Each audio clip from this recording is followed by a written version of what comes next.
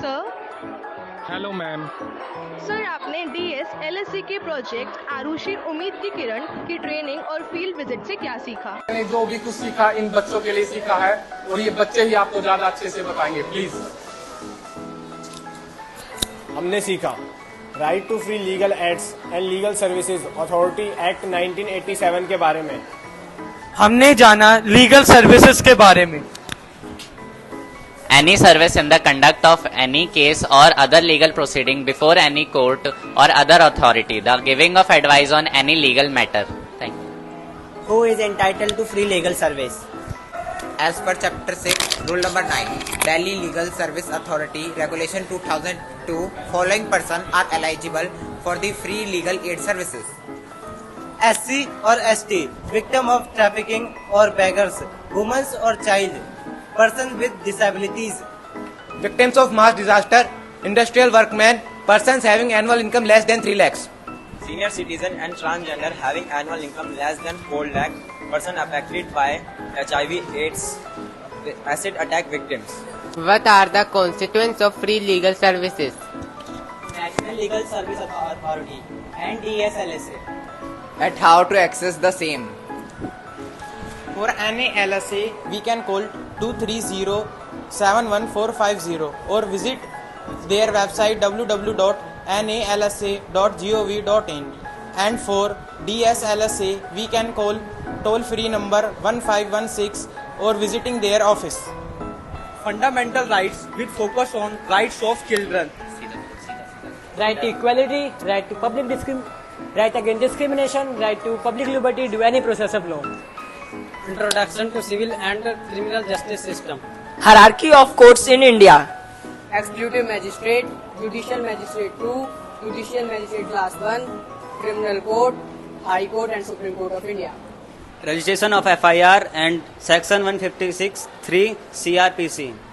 अगर कोई police officer हमारी कंप्लेंट नहीं लिखता है तो डिस्ट्रिक्ट DCP ऑफिस जा सकते हैं, और अगर वहां पर भी कोई नहीं सुनता तो फ्री लीगल DSLSA से लेकर मैजिस्ट्रेट के पास डायरेक्ट जा सकते हैं। Law relating to arrest and bail. किसी को अरेस्ट किया जाता है तो उसे विद इन 24 आवर्स मजिस्ट्रेट के सामने पेश किया जाएगा और वो बेल के लिए अप्लाई कर सकता है अपने वकील के through. Cyber safety and legal remedies. आजकल सभी लोग नेट का बहुत यूज करने लगे हैं, जहां फ्रॉड भी होने लगा है। तो उससे कैसे बचा जाए, कौन सी साइट यूज की जाए, कैसे देखा जाए कि ये सही है या गलत।